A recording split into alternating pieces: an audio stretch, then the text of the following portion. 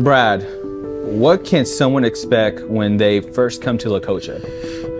Well, I'll tell you, whenever you first go to La Cocha, you're going to notice the beautiful scenery and that you see mountains everywhere as far as you can see, because La Cocha is in the middle of nowhere, South America, in a little place called Alpa Corral. And the scenery is just gorgeous on the way in. And once you make it to the actual building of La Cocha, you're going to realize that it was formed out of a 400-year-old church that was there a long time ago, and the house is built around it. So the historicity of the place is just really cool. And once you pull in the driveway, there's going to be Dogo puppies running everywhere. They have a system, older dogs and younger dogs, and a weaning process and a vaccination process. And so the younger puppies are just running everywhere. So it's like a Dogo paradise. Now, one of the first people you're going to meet when you show up, besides Ulisses and all these guys, is Tito. And Tito is a lifetime resident of that area. He and his grandfather all have worked for Ulisses' family and his grandfather, and they take care of the dogs daily, and there is a lot to be done. So you're going to meet Tito, you're going to see the puppies, you're going to pet dogs, they're going to be running around, and you can tour the property. And that's one of the first things that's going to happen, and you're going to see they've got fresh water coming out of the mountains and an old well that you pump out of a cup. They've got some really cool stuff there. So who is Ulisses? So, a lot of people wonder Ulisses' significance. His name is Ulises D. Andrea Nores, and he is the grandson of the creator of the breed, Dr. Martinez. So Dr. Martinez had a daughter. His daughter is Ulisses' mother.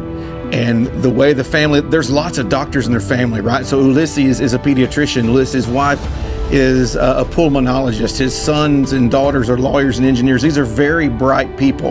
And the reason why I tell you that is not only to brag on them, but they understand genetics and they understand breeding. This is not just some grandson that was handed all this stuff and now he's just creating things. No. He's a real hunter and he understands, very, very bright.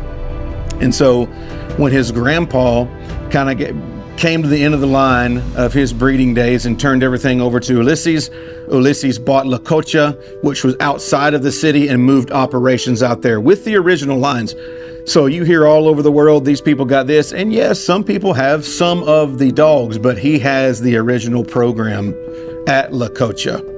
I got a Dogo about 2000, in 12 or 13. And he was a good dog. And our paths quickly crossed with Ulisses, and I realized that what Ulisses had and what I had at the time were two totally different things. And when he and I became friends, the stuff that he was raising and producing looked different. They acted different. They were far more superior in athleticism.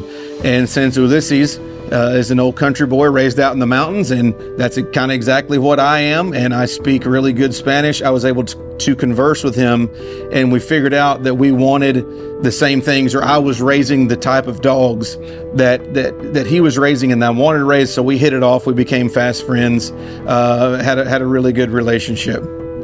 What makes the Dogo so unique to me is their loyalty to their master and the bonds that you build with them out in the field. For those who have played on sports teams, those who've been in combat and battle, for those who have been through hard times, you know that the people are there that are with you. You have a different relationship with them. The Dogos will bond in these scenarios with their masters, with their owners, incredibly well, and their athleticism is through the roof. I've been raising dogs my entire life, and by that I mean, everybody likes to say, I was raised with dogs. I had a lab growing up, and that's good. But when I say that we've been raising dogs, I'm talking multitudes and multitudes of dogs at one time, endlessly continuating through 3, 4, 5 generations. I don't even know of a time where my family didn't raise hunting dogs and have a bunch of them. And so their athleticism, speed, power, drive, valor, courage is just through the roof. And so when they are out there doing their thing, they are very, very impressive, and they continue to impress me with their skill set.